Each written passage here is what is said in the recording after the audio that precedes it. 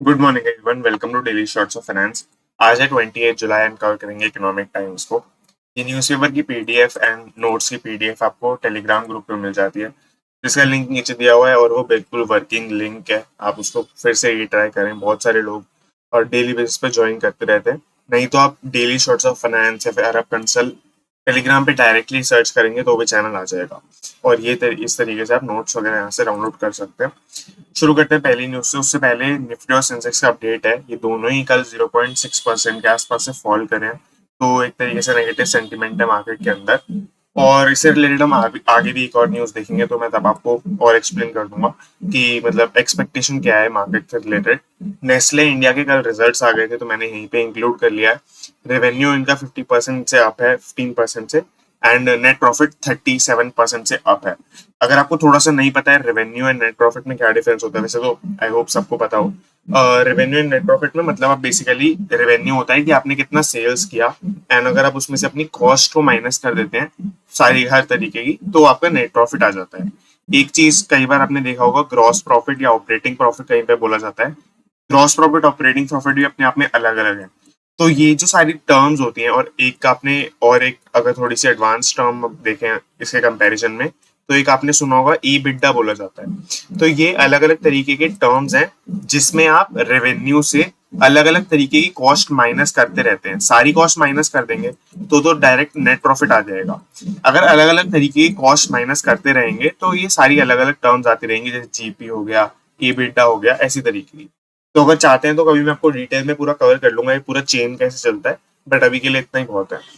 शुरू करते हैं पहली न्यूज से। SWIFT network India wants to set up its own such system.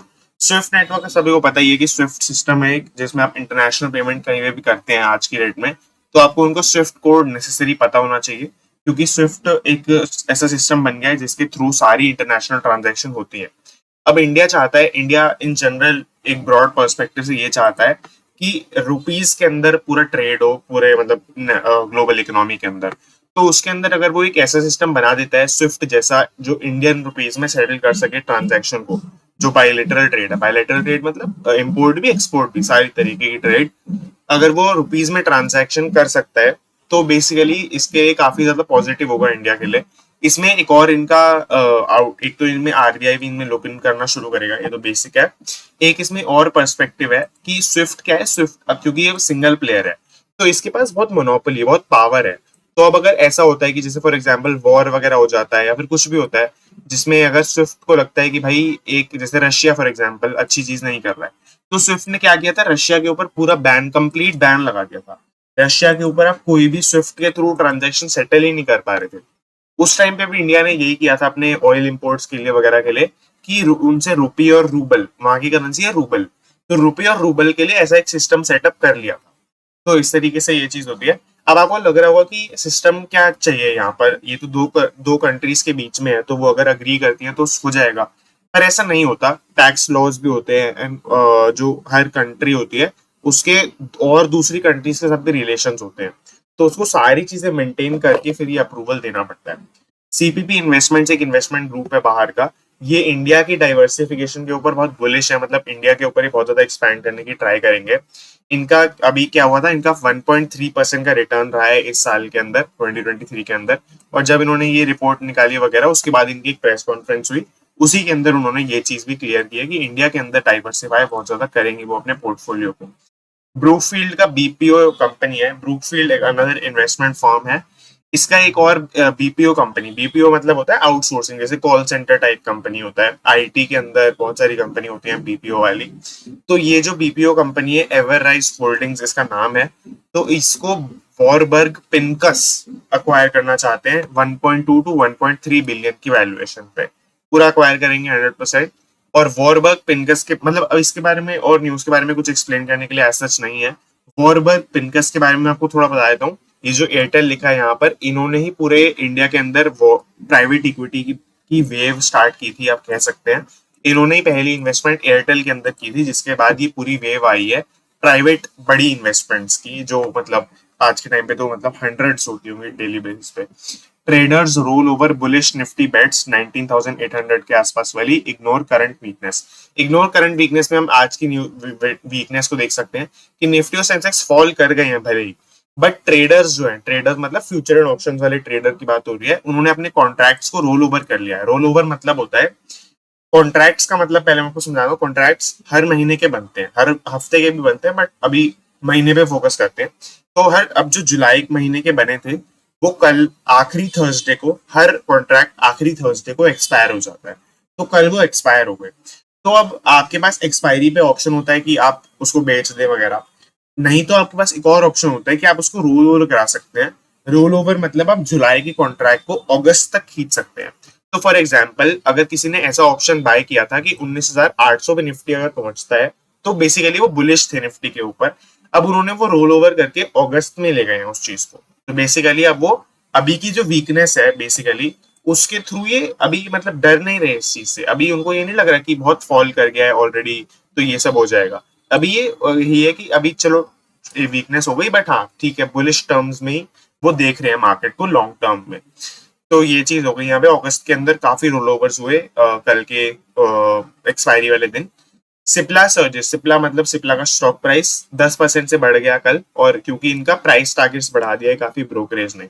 ये समझना, ये काफी बार मैं बोलता हूँ प्राइस टारगेट बढ़ा दिया ब्रोकरेज ने, बट ये समझना थोड़ा मुश्किल होता है। तो मैं आपको एक बार इनके पेज पे ही ले चलता हूँ, यहाँ पर ब्रोकरेज वाले पेज पर। तो यहाँ पर ये पेज है, जैसे आप देख सकते हैं।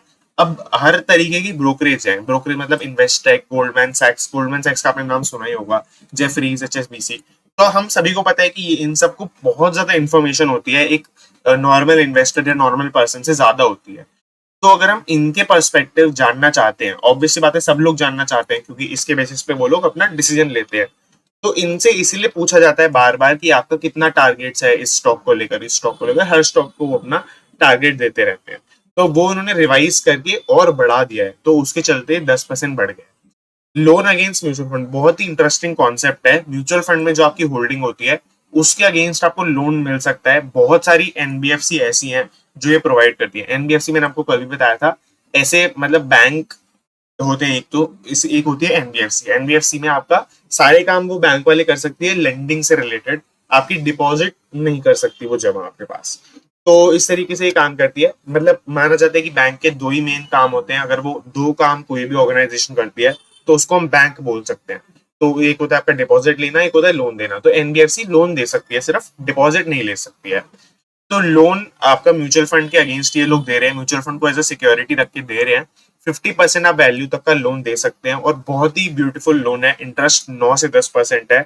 अगर आप गोल्ड के अगेंस्ट देखें तो गोल्ड के अगेंस्ट 10 से 24% इंटरेस्ट रेट है। एंड पर्सनल लोन अगर आप लेना चाहते हैं इसके अलावा, तो पर्सनल लोन तो मतलब और भी है ही, वो तो 18% 15% इंटरेस्ट लगता है उसमें। पिटफॉल एक इसका ये है, बस एक बुरी बात ये है कि अगर आपका म्यूचुअल फंड का इन्वेस्टमेंट नीचे चले जाता है, आपका वैल्यू कम हो जाती है, उसकी स्टॉक प्राइस कम हो जाते हैं, म्यूचुअल फंड का प्राइस कम हो जाता है एक तरीके से, तो आपको अपना पैसा वापस देना पड़ेगा, आपको अपना लोन वापस देना पड़ेगा।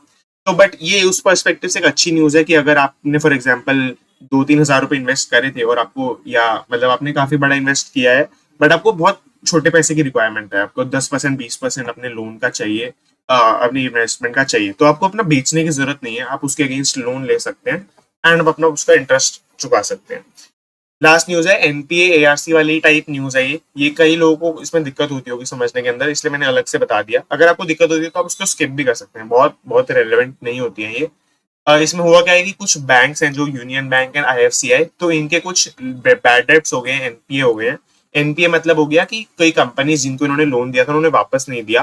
तो यूनियन बैंक का वीजा स्टील का लोन है 411 करोड़ का, ये इनका बैड डेब्ट हो गया है, तो ये बेचना चाहते हैं इस लोन को 35% रिकवरी के लिए, और ये तीसरी बार बेच रहे हैं। 2 बार पहले बेचने का ट्राई कर चुके हैं और फेल हो गए हैं।